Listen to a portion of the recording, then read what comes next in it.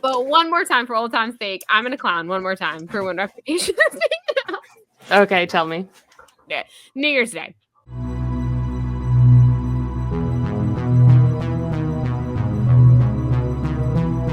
Hello, everyone, and welcome back to Hate Spinnerbait, the podcast where we hate spinnerbait, but we love all of you who have joined us this year, 2024, listening, whether it was you just found us this year or you've been listening to day one. Thanks for coming along on the meltdowns, the journeys, us talking about Sweden. Thank you. Yes. Stephanie. With me, as always, is Michael Ann. Michael Ann, right off the bat, let's get some housekeeping done. And then I think we have a little bit of Eras Tour recap. And then we are discussing chapters 13, 14. But housekeeping, hello, everyone. I think when we originally discussed the schedule, we were feeling funky fresh. And we were like, we're going to go until we're only going to take 2 weeks off. And then we remembered how stressful the holidays are and how burnt out you feel at the end of the year. And mental health is important. So we said, we're actually going to take 3 weeks off. So hello, everyone. This is the last episode of 2024. What? Oh, my God. Hi. Our beloved Hate Spinnerbait. Welcome to the last show of the year. Our tour is coming back very soon. It's going to be 2025. Yeah. But yes, this is the season finale of the 2024 season. So that's just A, housekeeping. B, coming to your listening ears and or you can watch our beautiful faces on YouTube in 2025. We will be doing Chaos bi-weekly because sometimes there's just not enough to talk about. Sometimes we're tired. We get to the halfway week and we're like, we don't want to record an episode for Thursday. Full stop, honesty. So, yes. So we love gabbing. We're always going to be gabby girls. But we're like, I think bi-weekly is the way to go. Moving forward for Chaos. We're still going to do Dessen Tuesdays as long as we have Dessen content to talk about. So we are starting to work in. Please publish your next book, Our Queen. But we'll be back weekly for that and doing bi-weekly Chaos. And then as we inevitably, I'm assuming in 2025, we will inevitably wrap up Dessen. We'll let you know what we'll be reading from there. A few ideas bopping around, but we'll get there. And again, hopefully Our Queen will have a published book soon that we can discuss with y'all. So that is housekeeping. Did I forget anything else in housekeeping, Michael Ann? Follow us. Give us 5 stars, like our page on YouTube, anywhere, all the places. We're on YouTube, people. You can see our faces. Yes, you can see today we have really great lower thirds and you can only see, I'm not going to read them. Have to come at us on YouTube to see what they are. They're very appropriate. And we're also both wrapping our Eras Tour shirts with a Taylor Swift cardigan. Mine is the Eras one. It's not official licensed Taylor Swift merch, but it's a fantastic cardigan, and I can't believe they didn't. They came out with a whole Eras tour surprise piano collection, and they didn't give a cardigan. Shocking. I know. But yeah, these are the things you can see if you're watching us on YouTube. So do that. My lighting just got really weird. You can also see that how terrible my lighting goes throughout an episode. If you find us on YouTube. But yeah. I like stickers. You like stickers. Give us a review, 5-star review. To be clear, don't be mean to us. We're very sensitive. It's a very trying time. I saw a post the other day, obviously with all the Eras for wrap-up posts, that was like, it's really not cool that the only thing that's been like keeping my sanity in check the last 2 years is ending as Donald Trump is about to take presidency next year. And I was like, ain't that the damn truth?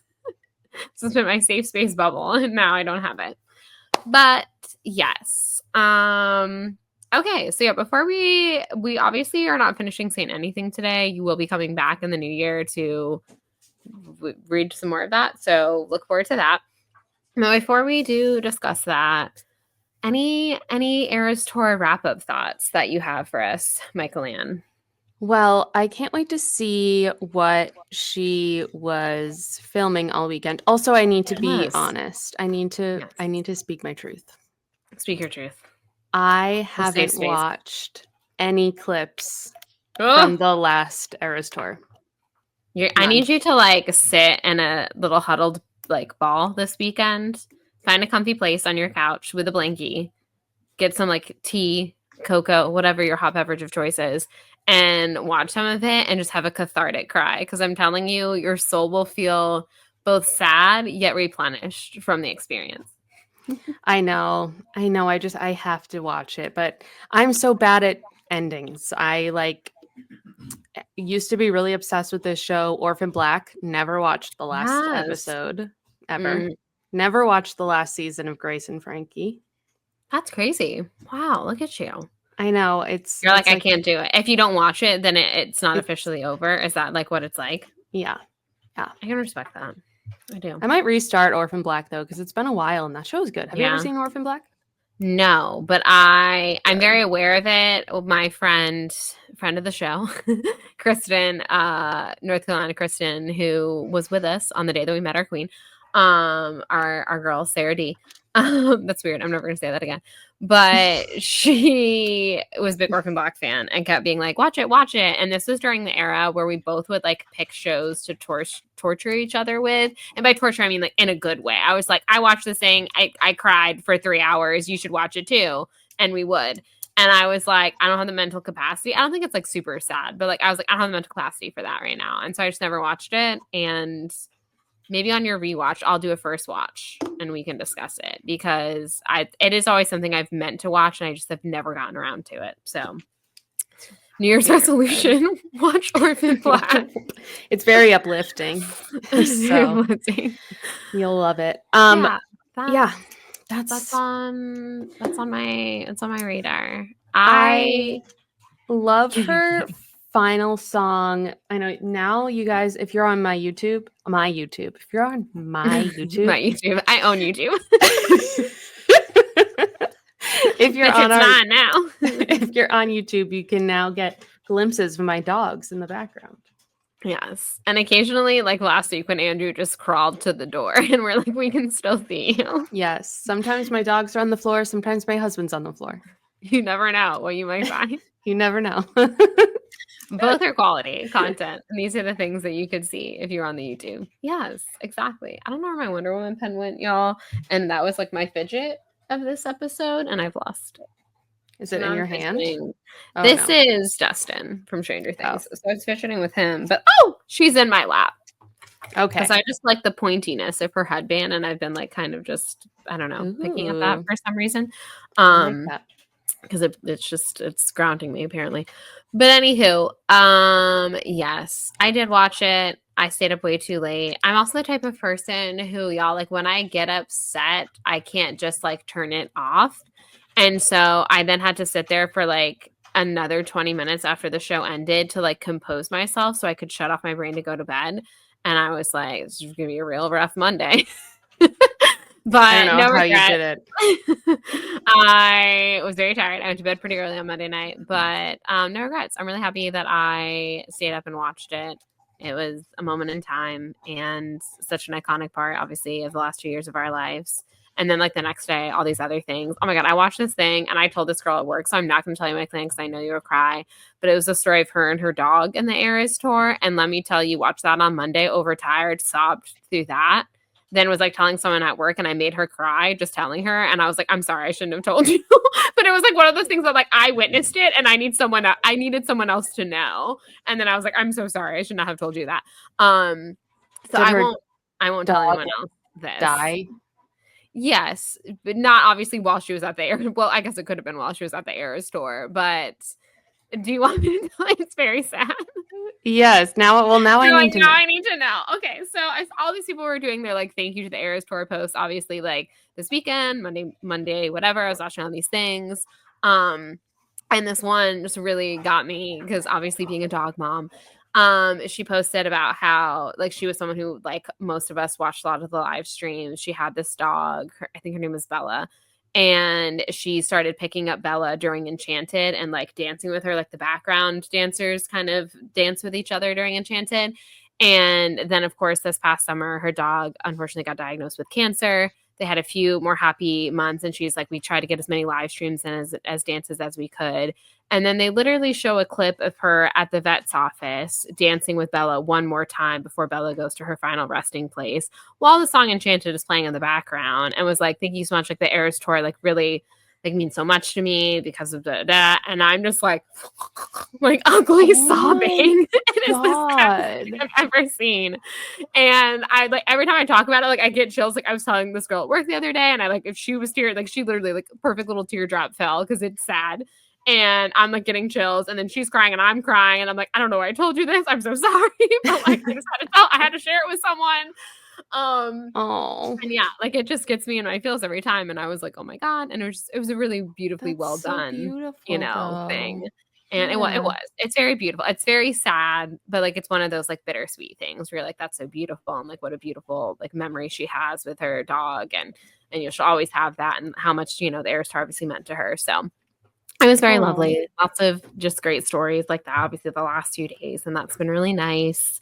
But yeah, and like I'm like such a sucker, y'all, for all those hosts that's like the Air, like at the end of the day, like the Eras Tour is like who you went with. And it's like, yes, like my favorite part obviously of both my shows is like, like obviously Sweden was iconic, like, and the fact that I got to go with you and Katie, and like how much like the two of us will just like message each other about Taylor Swift, and like how much that connects us or whatever. And so I'm just like, I'm gonna mess this week over, in the grand scheme of things, something really like dumb, but like it is very meaningful, and it's very meaningful to a lot of people.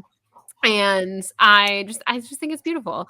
And can I all just one more time in 2024, because we're going to clown in 2025, but one more time for old time's sake, I'm going to clown one more time for when Reputation is being Okay, tell me. Yeah. New Year's Day. Okay. Has the song New Year's Day, and we're entering the year of the snake. I think just absolutely no explanation as per Reputation. It's just, we're going to wake up on New Year's Day. It's the year of the snake. It's New Year's Day, and she's just going to mother effing drop it, because everyone was like, it's the end of the tour and she didn't announce it, and like when's she gonna announce it and whatever. And I was like, that's it. Like I just want her to like disappear, run off in the woods in December, live her life, and then like New Year's Day she just drops Reputation and also just like runs off and lives her life for a few months without us harassing her.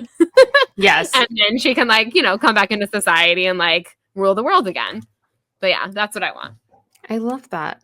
First of all, also I want to say it is not dumb to get upset over the Eras Tour. The Eras Tour is not dumb. It was a beautiful experience for so many of us, and it like really created a strong community, and it was a beautiful, safe space. It was just like something very special for women to experience, and I feel women and girls. I feel like it's gonna be one of those things that in like my nieces and nephews who are all 10 and under right now, in like 20 years when we're like talking about it, and they'll be like, Aunt B, you were at the Eras Tour, and I'll be like, I can't like fully explain what it was like. Like it's one of those, it's like when people that like saw the Beatles all those years ago, and you're like, oh my God, I saw the Beatles, and they're like, I can't tell you what it was like to have been there. Like that's what I feel like this is our generations of that. Like it was truly like a once in a lifetime thing. And I'll like think about it always. Yeah. But I won't ever fully be able to put into words like what the experience was like. And I know people are like, it's a concert. Like I seen one, but I'm like, no, like to have been there, like I can't explain what it was like. Like obviously all of y'all that are listening that went to your own shows like know what I mean. But yes, like you just had to be there, man.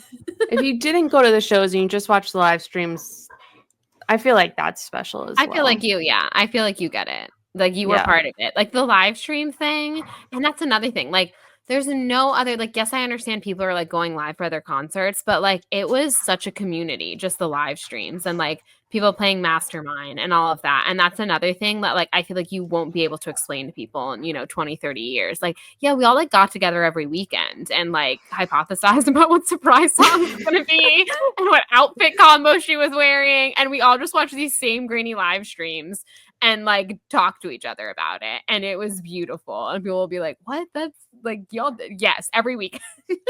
Yeah. Love that, obviously she was touring. And yeah, like that's just something that like, I'm like, I don't know if you're ever going to have something like that again. And I also feel like whatever tour she does next is going to be it's going to be amazing because there's never a show she's ever put on that's been bad. But like, it's going to be so vastly different from this. And I'm not saying that it's not going to be a great thing, but it's like, it's not like this was the lightning in a bottle. And like, you're never going to be able to recreate like this kind of magic again, I feel like. Yeah. But that's in a way, like, that's a good thing. Like, there's Yeah. something kind of like beautiful about that, But yeah, I'm like, I just feel like the next tour, truly, because she just did this, like, whatever. I want it to be like super, like, whatever the album that she puts out next that she tours, like, I want it to be very much that. Like, you play a couple of things, but like, I don't want you to play any of the big hits on the next tour. Like, I want it to be very different. And like, I'm not saying don't inevitably go back to doing the hits one day, but because you just had a tour that was so about like celebrating the eras, I think you have to. And just like, again, y'all, like, she truly, like, I know we say it all the time, but she is such a mastermind. Like, to do the surprise song mashups that she did, to have it, the very first song she did in the surprise song be a debut song, and then the very last mashup end with the very last track on her most recent album. Like, it was just such a beautiful, like, we were closing a chapter on those eras. That was debut to TTPD. We did it. It was beautiful. And now she can do, yeah, whatever, step into the next era, whatever that is. I'm excited for it, obviously. But also, I'm like, girl, go rest. Like, you take your time. Yes. We'll be here. Like, whenever you want to hit the road again, whenever you want to grace us with, a new album or whatever, we'll be here. Like, the last few years were so, like, we were just getting so much content, which was great. But I think I'm totally cool with her just kind of like taking a chill year. If she wants to release like, Reputation and Debut during that time, cool. But like, don't do anything else. I'm fine with that. Yeah. So yeah, I agree. Agreed. Taken much needed, much deserved vacation. yes. Well, let's be honest. She goes on a lot of vacations, but you know what I mean. Vacation from work. Exactly. Exactly. All right. Well, I feel like that pretty much wraps that up. Let's talk Dessen, baby. Yes. All right. Quick little recap before we discuss chapters 13, 14. Yes, Sydney is our girl. Her brother was involved in a DUI, drunk driving accident. He was the one who was drunk driving, paralyzed this poor 15-year-old.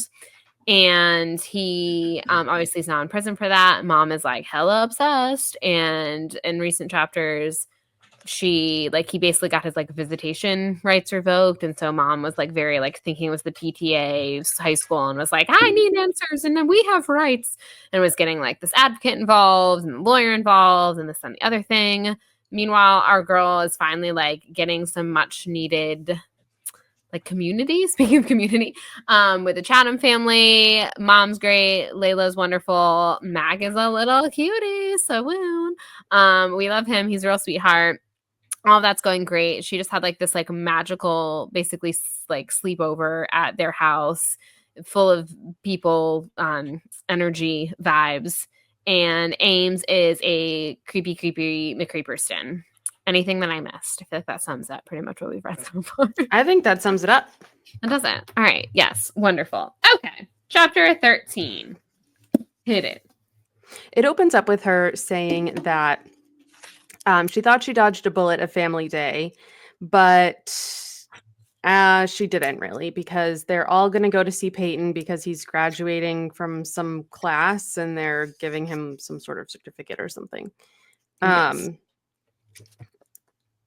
Yeah. And yeah, she says from the way she said it, so proud, you would have thought he was getting an Ivy League diploma, not a certificate from a prison program that was, in fact, mandatory. Because that's mom. That's what she does. She really hypes up Peyton constantly. It's a civics and law class. It's happening at the end of November.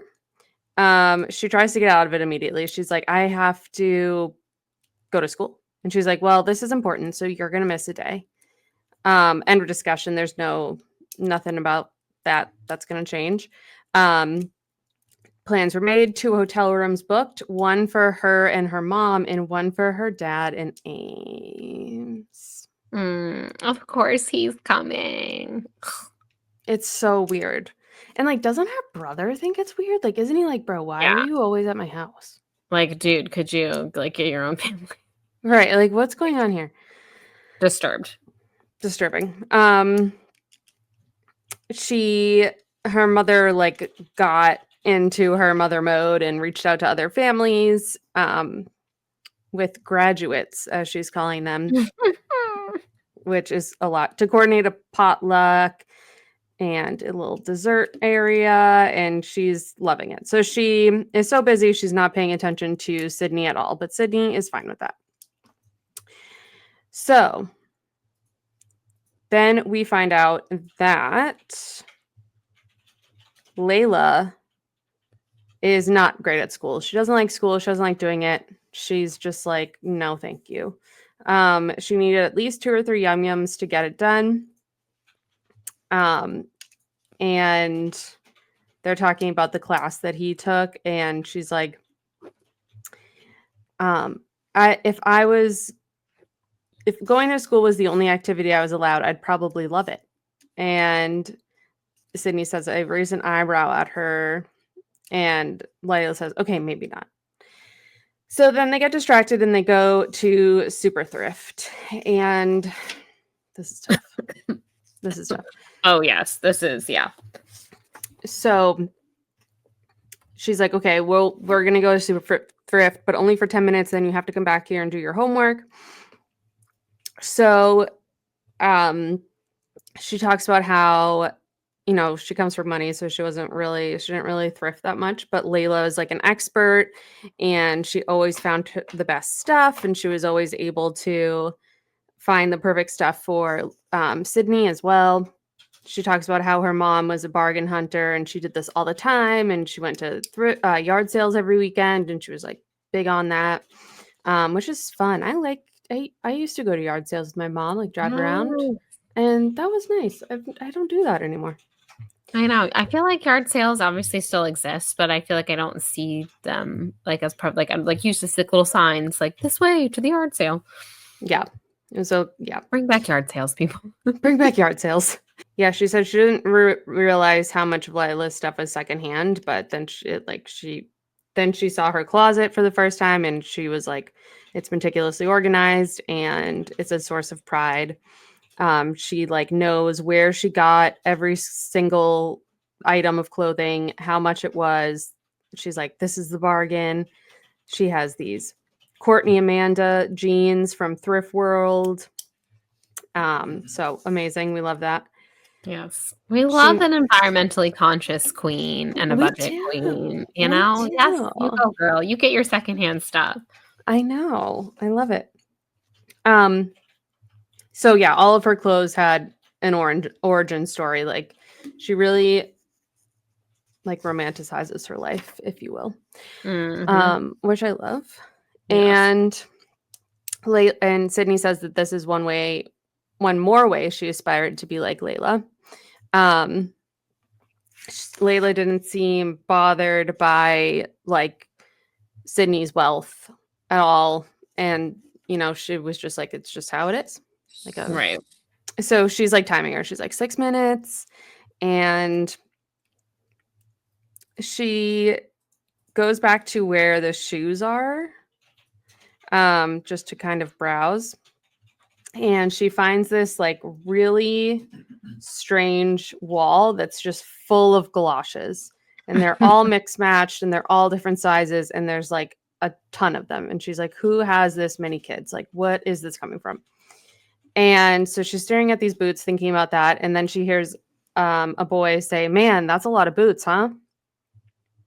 And she says, if you had asked me as I faced the Super Thrift footwear collection who I would see when I turned around, the last person who would have come to mind was David Ibarra. And yet there he was in jeans and red sweatshirt in his wheelchair, smiling at me.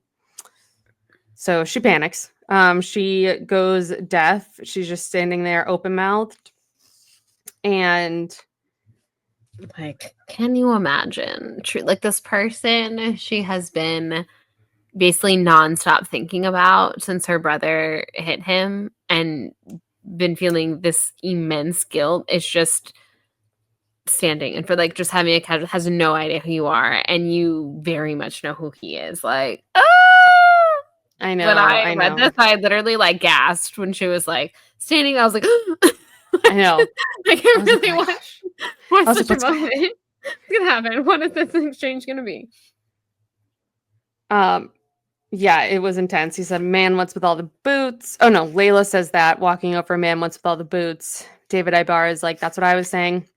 Sydney is like, "It feels like I don't deserve to be talking to him. Like I'm deceiving him by being here. He should know who I am." Um, obviously, Layla knows exactly who he is. Um,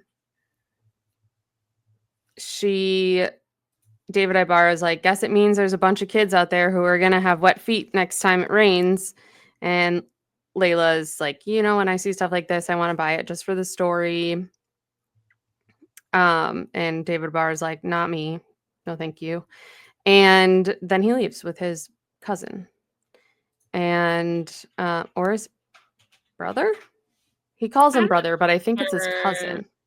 Yeah, because in the article they're like everyone calls him brother. So I was like, I don't. This could be like Oh, it could actual be anybody. family. It could be like a family friend. He's with someone and they're calling him because he's just of course the guilt was like compounding when she read the article because it's like he's like the most amazing kid and everyone calls him brother because he's family to all. And she's like, great, fucking Yeah. course. She's like, "Of Crap, course he you're is. the worst." My brother sucks." Um, yeah. So he's with someone. We're not exactly sure. Yes. And I don't know why I just assumed. And Layla like immediately knows she's freaking out. So she's like, "Take a breath. Like you're scaring me." She's like, "I know who that was. But let's just go." They stayed inside the store until David Ibarra was gone and the car he was in was long gone. She was like, "I'm not going outside until he's gone, gone, gone." So Layla paid for her stuff and they went back to Seaside. And she says this time when they got back, Layla was the only one to get anything done. Sydney just sat there, textbook open. Whenever she tried to focus, she would just see the rainbow of galoshes mismatched and displaced.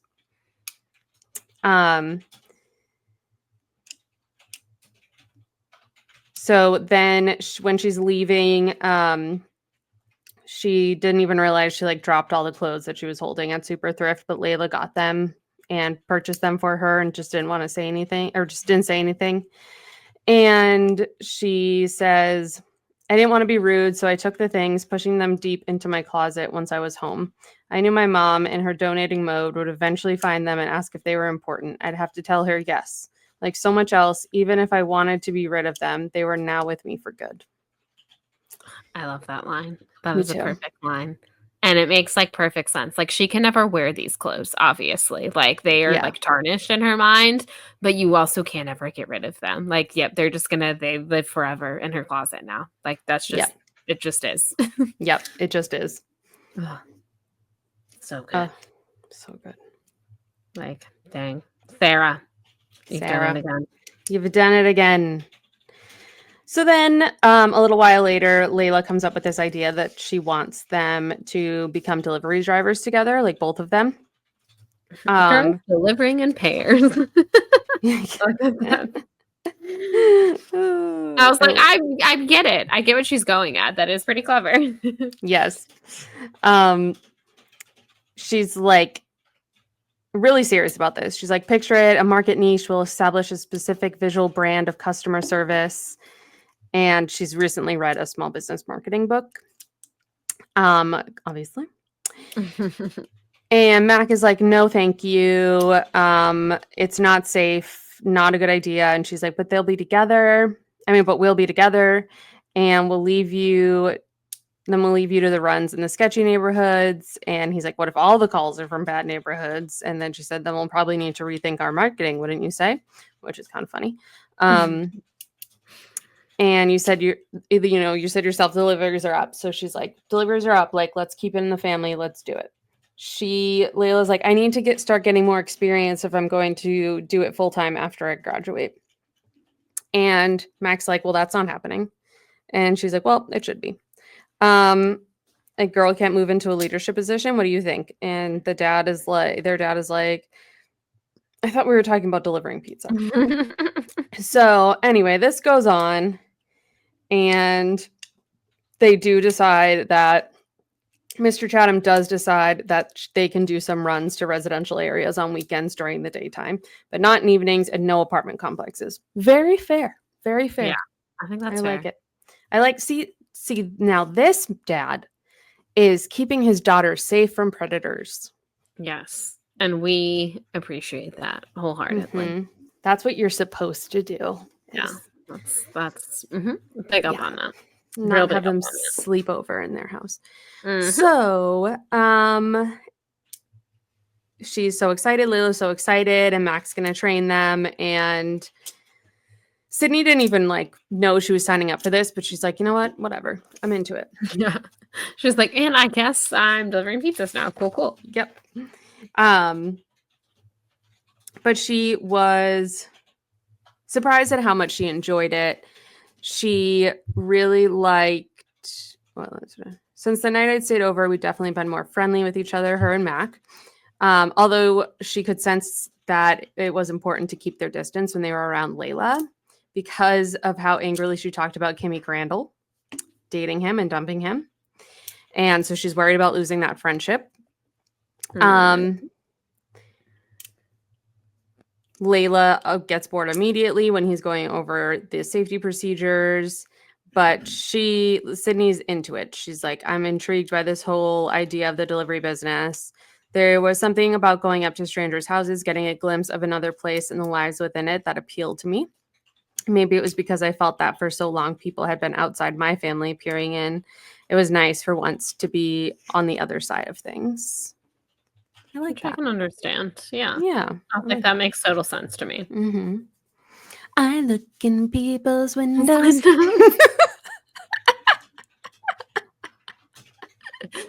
We can and we will make anything into a Taylor Swift reference. Yeah. Can I just say, this has nothing to do with anything, but speaking of like the way a Swifties brain works versus like how other people work, and also just think like in fandom in general. But I was talking about, okay, this is like such a random tangent. You're gonna be like, how is this related? But I swear there's a connection. But anyways, I was talking about like when you're a true fan of something, you want like, I'm not saying I'm not like, but like I'm wearing an entire ass shirt with Taylor Swift's face all over it. I'm not ashamed to wear stuff like that. Like I'm like, yes, I went to the Eras Tour. Please talk to me about it by all means. But at the same time, I also like some of my favorite Swiftie merch is something that's like clever and like you have to be in the know. Like a fellow Swiftie could spot me and I'd be like, oh, they know. And we could like get the reference. And it's like, oh, I get that reference, you know? So I was like, my favorite kind of merch in any fandom is something that's like subtle references. And I was thinking like people in my life that obviously everyone in my life knows I'm a big Taylor Swift fan. And it's funny, like, because I was talking, this came up because we were talking about, there's a Wicked pop-up shop, and this week I'm going to be in Orlando, and I was like, I'm really excited to go to the Universal Wicked pop-up shop, because, like, obviously I'm obsessed, like the rest of the planet is. And so I was looking at some of the stuff, and I was like, I love all the Shiz stuff. And so a friend was like, oh, is it because it's blue? And I was like, first of all, if we were picking things based on color, I would be getting all the Glinda stuff, because I love pink. And I was like, but no, I just like it because, like, if I just wear a shirt that says Wicked on it, anyone can get that. Everyone knows what I am. I'm like, but if you wear something that's like Shiz, people are like, oh, I get like that's from, like, you know that they're a fan, you know? And I was like, I just always like that kind of stuff. And I was thinking, I was like, it's so funny. Like the people in my life that have bought me like Swiftie merch, if they are not a fan of Taylor Swift, they just buy you like generic things that say Swiftie on it. And you're like, that's cute. I like it. Like, don't get me wrong. But if they are a fan, they get you something that like only another fan understands. And I just like, I think there's something beautiful about that. And that's why I always kind of like gravitate toward that stuff. Again, there's nothing wrong with wearing a shirt with Taylor Swift's face all over it or whatever. But yeah, like the fact that the two of us read a book and we're talking about people peering in and we're just like, I look in people's like, like when it is so a part of your everyday life, like when every Taylor Swift, like there's a Taylor Swift song for everything, like yeah, it's just it hits different, which it also makes me think of that song. But it's different because it's you. Taylor. It's you, Taylor. It's different. Exactly. But yes, that's because I like when I was saying it, I felt like to my friends, I probably sounded really pretentious. I was like, I like subtle, and I was like, and it's not because I'm not afraid to like let my fandom freak flag fly. It's just like it's fun if you were on the street and you were wearing something that only another fan is gonna get, and they get it, and then you're like, oh, they got it. Yes, like, it's fun to me. Yes, exactly. That's why my Harry Potter tattoo is so incredibly specific and random. Yes. And most people don't get it. Most people do And you're like, think that and it's now Hermione. that's great because I don't want people to know. Yeah, and now I'm like, it's a little big and it's a little in your face. I don't know what to do about that, but at one But point, it's there. oh, hold on. Okay, my dad invites me to play cribbage, and I always forget, or like I don't know if I like forget. I just miss it. And I realized that it made him sad the other day, so I'm just gonna play Oh, this while we. I know I gotta do it real quick. Yeah, we just gotta play that a little bit while we're recording. Right. It's fun. It's just like cribbage. I didn't realize. Have you ever played cribbage? No, like it's one of those things like I know of, but I've never actually played. So when people are like, "Oh, I'm playing cribbage," I'm like, "What does that entail?" Like I don't entirely know. Well, my family always played it. My like brothers have made these like really beautiful like cribbage boards, and it's like a whole family thing. And when I went home over the summer, I had my dad teach it to me again, and now we have this little app where we play together. I love that. That's actually very sweet. I know. It's very wholesome. So, where are we? They are. Oh, she was saying like people peering in for once to be on the other end of things, like why she's kind of enjoying this delivery worlds, and we're right at their first stop, which was the guy in the bathroom. Yes, the first stop is a guy in the bathrobe. He is like doesn't say anything to them, just hands them the money and goes. Bold to open the door in a bathrobe. I could never. Yes. There's also a row of laptops lined up on the coffee table. Yeah. So I wonder what that's about. I'm like, what are you doing, sir? Got questions. Is he a gamer? Is he a coder? Is he writing his manifesto? I don't know. So many options. You know, I have a lot of questions about manifestos. Yeah, that's fair. I do too. Why are certain things manifestos and like other things aren't? Like, what makes it a manifesto? Do you have to like kill someone for it to be a manifesto? Exactly. What constitutes a manifesto? What length you know how, like, constitutes a manifesto? Things are assassinations and certain things are murders. Like, I understand I didn't back in the day, but inevitably, obviously I understand the distinction between those two things now. But I'm like, yeah, like what makes it a manifesto? Yeah. Well, does it have to be a specific length? And every single time they're like, we caught the suspect with his manifesto, I always picture, do you remember the episode of Boy? Do you remember the episode of Boy Meets World where they like do a plays with squirrels? Yes. Yes. The second you said boy, I was like, I know exactly where you didn't have to finish Meets World. And I knew exactly where you were going with it. Yep. Plays with squirrels. You know, you're a millennial women win. Yeah, literally. But that's what I always picture. Manifesto. And it's like, massive and like insane. Is it like, can a manifesto not be like someone's mad scribblings in a journal? You have to be like printed and bound for it to be a manifesto? Right. Is it typed? I know. Is it typed? Is there a length requirement? Is there a word count? Yeah. Like, is one paragraph a manifesto? Right. Yeah. Or can you scribble something on a bar napkin and that's manifesto? Or it has to be like a certain amount of length, right? Because if not, it would just be like, like a confession to these crimes or whatever. Obviously, you can tell what side of the internet we're on. What everyone has been thinking about. We're like, manifestos. Listen, y'all, this is a fascinating case, okay? And if you're not absolutely like fascinated by it, I don't know how your brain works. I can't. I'm sorry, I don't understand because I'm eating all of it up with a spoon since the second this started. The manhunt, the catching him in a McDonald's. If it even really is him, did they frame him? This, that, the other thing. The Monopoly money. The Monopoly money. What does it mean? What does it mean? What does it all mean? What does it all mean? I'm just fascinated by it. And then everyone being like talking about other people, like the Unabombers manifestos. And I was like, what? Like, why do certain people get manifestos and other people it's just like, oh yeah, like we found their confession in, their journal, blah, blah, whatever. What makes No. a difference, I guess, is what we want to know. Someone out there is probably screaming at us being like, it's so obvious. But like no one, we all talk about manifestos, but no one ever in school explains to you what it really is. And again, for No. most millennials, our first exposure was in Boy Meets World. Yes.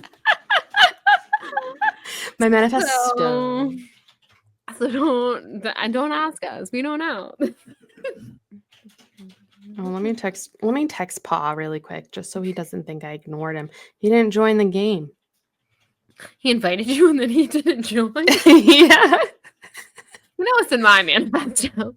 Like, I want to know if good people or like, because it sounds like people who I'm not throwing judgment on any of these people, but like people that are going out, like usually causing some kind of havoc, death is involved in somewhere. People that are writing manifestos. Can I, as a person who doesn't want to go out and harm anyone with a manifesto, or is it only these are the things I need to know. These are the things I need to know. Also, like, this is going to be a long ass episode. The big double-sized finale of the last episode of the year.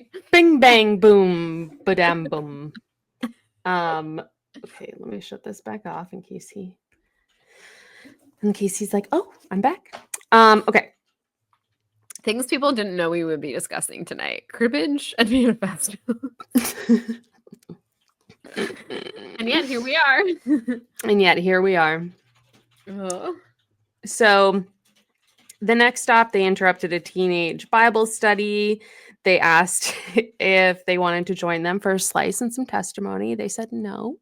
And here's what's unrealistic. Yes. Okay. I also wanted to go on a rant about this. Preach it, sister. Tell the people. It says they tipped generously. Bitch, no, they wouldn't have. No, nobody tips worse than a family all wearing Bible verses on their shirt. Yeah. Nobody. When you hand them their meal, or like, would you like to pray with us? And I'm like, big nope, actually. And then you get tipped the worst tip of your life from these. The worst tip of your life. Anyone who ever invites you to church while you are serving them, delivering them food, doing whatever you are doing in food and beverage industry, if they are talking to you about Jesus, they are not giving you money. No. And like when I worked at Universal, there was like a phenomenon, I don't know if this continued, where like matching family t-shirts were like religion themed. Yes. Which was always strange, but it's like you're walking up to a table that just got sat and you see a huge ass cross and you're just like, fuck. God, or how many teenagers were going around in those like Virginity Rocks shirts, which I just thought was such a weird thing to wear at a theme park. I was like, Virginity Rocks. Look back on these family pictures and be like, y'all, why'd you make me wear that at 14? In public.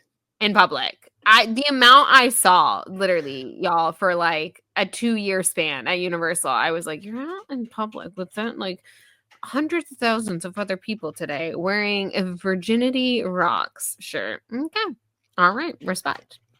My husband went to a fundamentalist Baptist school growing up. And hold on, sorry. I'm sorry. I have to have a conversation with my father at the same time. You just never know. You know what I mean? What was I saying? Oh, let me ask. Andrew. Did you ever know kids who wore t-shirts that say Virginity Rocks? No, we weren't. You weren't supposed to talk about that. That was just like off the table. You just don't the Satan. Classes for that, and then you just don't talk about that. I remember, or I forgot, I guess. I typically forget how fundamentalist his schooling was. And then I'm reminded. Many people in his class had teenage pregnancies? Because 0. No teenage pregnancies? Were there no teenage pregnancies? Of course there are teenage pregnancies. Plenty of teenage pregnancies. Yeah, they weren't talking about it. They didn't know. Yeah. Okay, here we go. He's back. He's back. He's ready to cribbage. He's ready to cribbage. Not in this school. Okay. Not in his actual school. Okay. Interesting. This is good. You heard it here first, folks. I do kind of need to like pay attention though. That's the thing. It's hard. You're like, I can't read. It is hard. I'm like, wait. I can't book club and cribbage. I also don't remember how to play that. I'm like, wait, what should I? It's my crib. Okay, let's do this then. That's my favorite thing. Oh, we're gonna watch in real time as Michael Ann is like, oh god, I can't. It's too much. Oh god. Their brain just like short circuits on us from trying to pay attention to this book and also cribbage. Oh, I won. Oh, okay. Oh wow, it's quick. Well, around. Okay. There's multiple rounds. So anyway, yes, the Christians, they don't tip. That's a lie. No. And I don't know where this like virginity, but y'all, when I tell you the amount of shirts I saw, like it must have been like a youth group giving these out. I now carry on with the book because we're never gonna get through this, but I now need to research the Virginity Rocks shirts. You never saw any? It's supposed to have been after your time. You never saw any though at like Raglan Road? These people coming in wearing them?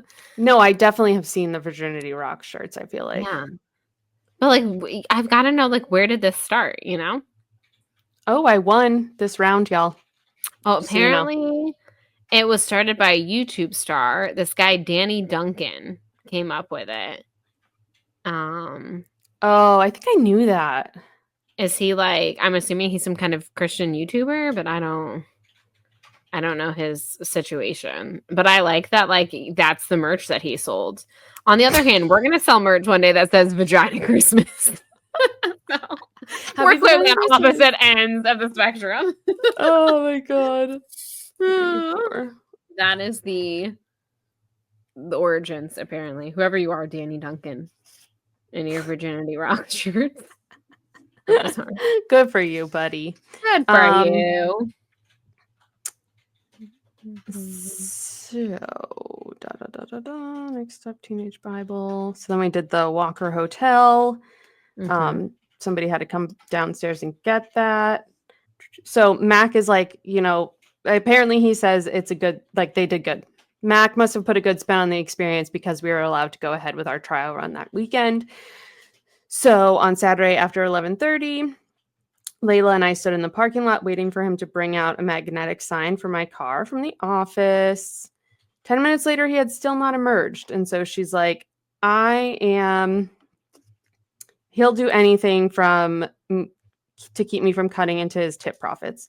And she's adjusting her outfit. She has a Seaside t-shirt, jeans, and black motorcycle boots. That's what she wants their uniform to be. Sydney is wearing Rosie's motorcycle boots, and they don't fit. So they're really committing to this. Yes. Committing to the bit. We respect. So, yes. So she's trying to defend Mac, and she's like, I think it's more of a protective thing. Like, he's worried about you. And Layla's like, well, he shouldn't be. It's warfare. It's not warfare. So she gets really impatient. And they finally start.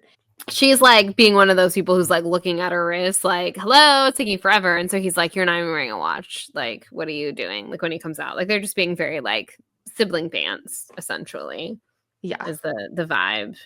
And then he kind of like does prepare them for war because, you know, she's all like, you know, Sydney's thinking like, oh, Layla's being like a bit dramatic. Like, I don't think he's like taking it seriously. And then he comes out and he's like, step back. You know, and if you're making change, turn your back. If you're ever in doubt or feel weird, just leave the pizza. It's not worth it. Which is like very sweet, like nice big brother. And also it's like, yeah, that is like genuine street smarts. Like no $15 pizza is worth your life. Like if you ever feel sketchy or weird, like get the hell out of Dodge, especially if your dad is the business owner. He's not going to fault you for that. He'll be like, thank you for coming back to the business alive. Like, We'll take the loss. We'll take the L on that one. Yes. So their first order is in the arbors. And Layla's kind of joking around and is like, we need to be careful though. You know how dangerous those rich people can be. And rich people are dangerous. They're like the most dangerous in the world, actually. Because they have never been told no or been denied anything ever in their life. And that makes them very dangerous. Like, yes, they're used to getting what they want. And have a lot of money and power and good lawyers that they can hire with that. So yeah. Yeah, exactly. And so much like, look how up in arms everybody is over the we're gonna get canceled off of, like, we're never gonna be able to monetize ever. But Ever. everybody's, you know, up in arms about the shooter, the health insurance guy who got shot. Yeah. And it's like these same people are also like literally signing bombs that are like going off to kill people in Gaza. So like, so it's like, hi, pot meat kettle. Like, we'll right. critical of you much. And they're the same people that like refuse to pass any legislation for gun safety. Like, Right. Exactly. well, you know, so I don't really think you could be upset if someone off someone and you never do anything to prevent it. Like, right. Like so many, like we can't go down this road. We've already been recording for an hour. Yeah. Yeah, I'm prepared for that. It's gonna be lengthy. We can't. This 3 hours. It can't go all night here. But so yeah. Anyway, they go to this rich house, and this little cutie opens the door. Blonde, blue eyes, broad shoulders, wearing a U football jersey. Sounds very all-American. Sounds very Arbors. Mm-hmm. He kind of like thinks Layla's cute, and she kind of thinks he's cute. And they're kind of flirting a little bit, and... You're perfect. You're perfect, so we're perfect together. It's the vibe that they're giving off here. It is. So, yeah, they're flirting, and he's like... how much for the delivery? And she's like, for you it's free. And he's like, if I were to order another, would you deliver it? And she's like, maybe. So this guy orders 3 pizzas so that they have to keep going back, and him and Layla are just like being cute. And when he comes back for the third pizza, Mac's like, are you kidding me? Like, what the hell is going on here? And he's like, you know what? You're done. You're not going to be delivering this pizza. Absolutely not. I'm going to go deliver this pizza. But ultimately, Sydney delivers it because it's in her neighborhood. And she gets there, and he's visibly disappointed that it's not, her. Yeah, she's visibly disappointed that it's not Layla, but he gives her his number to give to Layla. Oh, yeah. Mac also tells him to text when she's leaving his house, the delivery, which is very cute. And I'm like, Mac, you're just like so cute. What a gentleman. But anyway, yeah, she gives the number. She texts Mac. And then Mac's like, did he asked for her number? And she's like, no, because technically she didn't. And she's seeing some red flags from this guy. Okay. Mm-hmm. Right off jump. She's like, I know who this man is. Okay. And I know his type. So anyway, she's like, he did give me his number for you, whatever. And she's like all excited. And a row of smiley faces. And she's like all happy. And she says, but it was Mac's text I was focused on as I cut my engine. Add to contacts, my phone was asking. As it did whenever an unknown number came in, it felt like a leap of faith or even an assumption. But as I typed in his name and hit save, I looked back at those rows of faces and smiled too. She's got herself Mac's phone number. Ooh, save to contacts, girl. Yes. Save to contacts. I love that for her. I love that I for them. Too. I do too. I was like, oh, she got his number. She got his number. So, her safety. So sweet. Chapter 14. Here we go. His name was Mason Albert Spencer, but everyone called him Spence. And we're about to learn a little bit about our boy Spence here. And he's basically quickly becomes Layla's boyfriend. He's kind of like love bombing her a little bit. Like it gets a little intense a little quickly. And like we said, our girl Sydney sees red flags from the get-go. But she loves Layla. Layla seems so happy. Layla's gushing like he's just the sweetest. You know, they're like sitting there eating pizza one day after school. They're like norm routine. And she tells he even eats french fries in a weird way. So, of course, she thinks that they're meant to be. And makes me think of that scene in 500 Days of Summer when she's like, just because she likes the same weird crap as you doesn't mean you're meant to be. And it's like, yes, just because he also is like weirdly has a weird routine in french fries doesn't mean you're meant to be. But when you are a teenage girl and you're someone like Layla, who I feel like doesn't have the best taste in guys, who we've kind of already established, like, and also like Eric is right there. And like, I know that he's also kind of a douche nozzle, but he does not seem as much of a douche nozzle. So anyways, Sydney basically realizes that this guy is giving her like her brother vibes, where he's like very charismatic, very, you know, charming, but he definitely has kind of like maybe not the best track record. Like we learned that this is his like third school. He does a lot of volunteering, and she says, even more than Jen, the most altruistic person I knew. Sure, maybe he had a big heart and wanted to give back, but I knew mandatory community service when I saw it. So yeah, he's definitely not like telling the whole truth probably about his situation. And yeah, so she's kind of like third wheeling it a lot, I think, because she's just like concerned about her friend, you know?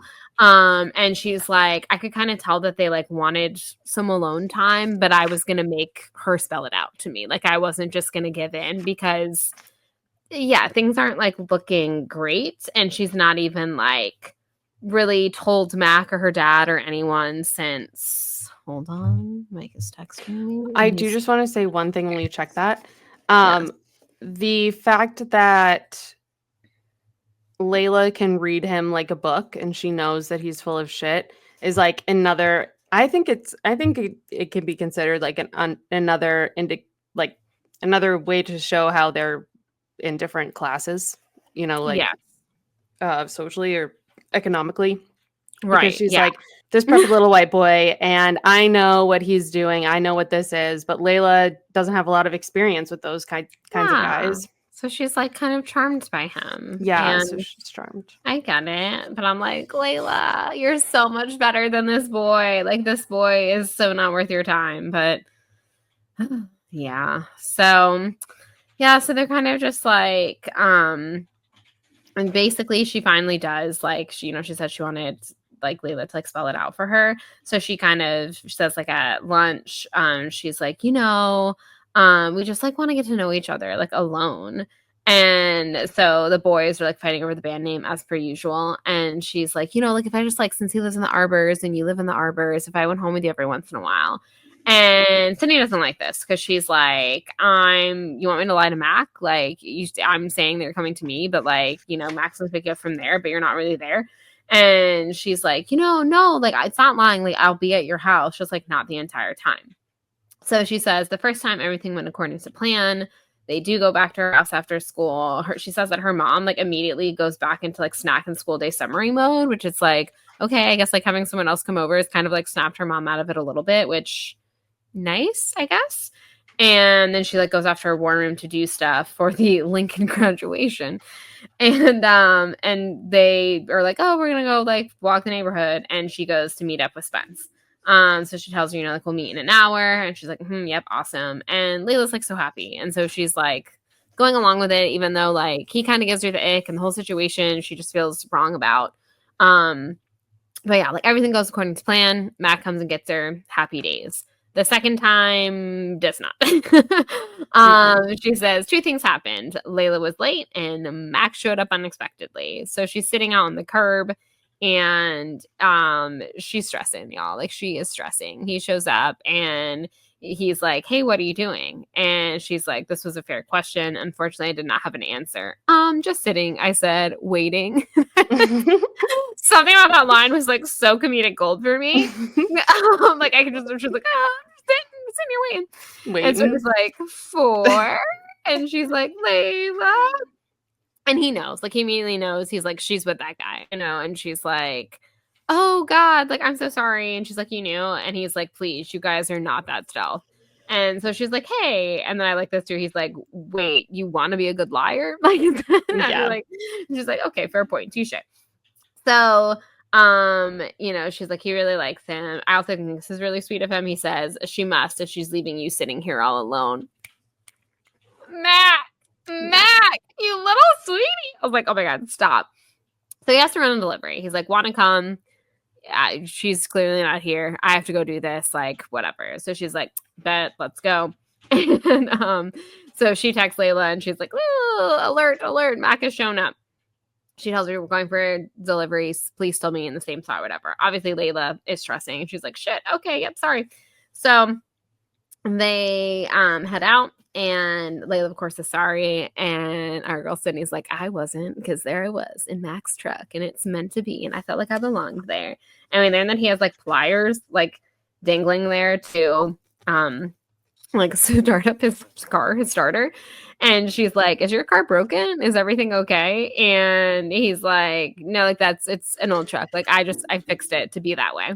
And so she says, oh, Layla said you like to tinker with stuff, which I love this exchange. She's like, I don't tinker. Tinkering's for grandfathers and shop aprons. And he says that, he's like, she's like, oh, it's like a tender spot or whatever. And so he says that Layla has a tendency to make everything I do sound kind of twee. My woods wandering, my tinkering. It's like I'm her own personal gnome or something. And I love that. Imagine, like, as an older brother, you're like, my dude, can you please stop explaining the things I do like that? Like, whatever. And I love that that's the way Layla sees it, though. Like, again, she is such a romantic. Like, she, like we said in the last chapter, like, has a story for each outfit. She remembers. She has it categorized. Like, she is a romantic soul. And I love that the way she views her brother is like that, you know? He hates it, obviously. He's like, this is embarrassing. I fix things. I go for walks. Like, please stop calling it that. But she was like, you know, okay. So this part I liked. He says, there's no shame in trying to make stuff work. It's how I see it. It's better than just accepting the broken. And I was like, Mira Sparks would love you, sir. She would take you in. I was like, I was like, oh my God, Mira. And I was like, oh my God, I want them to meet, like, in my happy fantasy world. Like, they would be best friends. And I was like, yes. And I love that that's a recurring theme in Sarah's books. And I love that, like, Mac is like that. I love that Mira's like that. Fantastic. So yes, he fixes things. He doesn't, he's like, it's not broken. I can fix it. So he likes, old things and being able to fix them. So they continue on to the gymnastics school, and it's a big order. So she helps him carry it in. And all these girls are so wooning over him, which, like, of course. And he is so embarrassed by the attention. Like, he hates it. So Coach Washington comes on over, and she's like, talking to him. Clearly he makes this delivery often. And she's like, oh, like, how's our favorite pizza guy? And he's just like very embarrassed. And so he's just like, yep, lots of big order today. And she's like, oh yeah, we're doing a scrimmage. The girls were like waiting behind the glass, and they're like, do you have a girlfriend? Which is so like 12-year-old girls.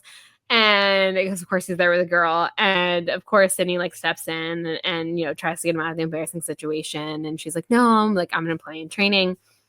And they kind of just hand off the money, whatever. And of course all the girls are like, goodbye, Mac. And Sydney's like eating this up with a spoon. She's like, this is fantastic. She's like, if all you knew was going crazy over someone famous on TV like Logan Oxford, meeting the real life equivalent was almost too much to take. Yes, when you like that older popular boy, well, he's not popular, but that older pop guy. So anyways, she tells him like, oh, look, you're pretty popular with this crowd. And she's like, and so, he's like, doesn't like it, like being flattered and admired or whatever. And he's like, like, would you? And she's like, honestly, no, probably not. And she's like, but, you know what, maybe it'd be better than being invisible. Cause she says, I'm kind of used to being invisible. So any kind of attention makes me nervous. She says, this was something I thought a lot, but never said aloud. It was the first time, but far from the last, that I understood being with Mac had this particular effect on me. Before I could regroup, he spoke. And I'm like, oh, I really like him. You feel comfortable with him. So he's like, you invisible? Seriously? And she's like, yeah, like, you don't understand. Like, with my brother, like, Peyton just kind of, like, overpowers everyone. Like, you haven't seen him in a room. Like, I am nothing compared to, like, his charm and whatnot. And so he's like, oh, like, he's got a big personality. And she's like, yeah, like, you have no idea. So, he says, like, sometimes it's preferable not to be seen. Before I lost the weight, people either stared or made concentrated effort not to look at me. I preferred the second option, still do. which I can understand. And again, like going through such a dramatic like transformation like he has, like it's got to be very weird now to get attention, and like yeah, just the whole thing is, I get it. Yeah. So anyways, they just have like this really nice, you know, like little moment about being invisible, and then he kind of talks again about like, you know, his diet, those terrible quackers. And I also like that, like, this is the time before like Fitbits and like Apple Watches were big, because he's like, I brought my GPS when he was like walking out in the woods to track the route. I so know. how far I'd gone. And I was like, oh, that's so funny. That's like, so funny. Talks about like, you know, when he found the carousel, and at first he kept it a secret, but then he like, it was too good not to share.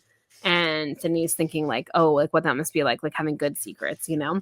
So she, you know, talks about how she used to love like wandering the woods with Peyton, but now she doesn't anymore.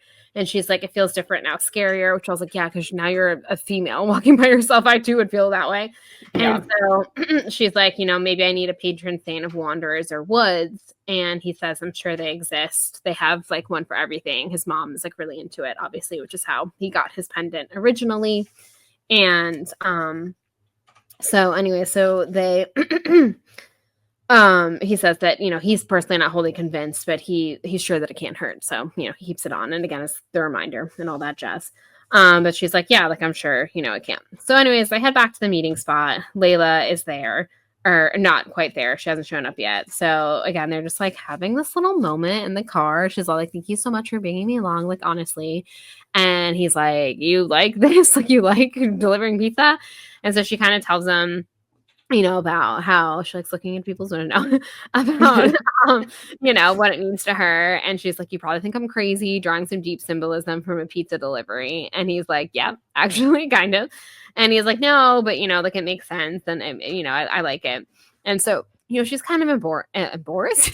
She's kind of embarrassed. And she's like, oh my God, I'm such a moron. Like, she just says that out loud. And he's like, no, like, you're not. Like, no, it's, you know, it's sweet.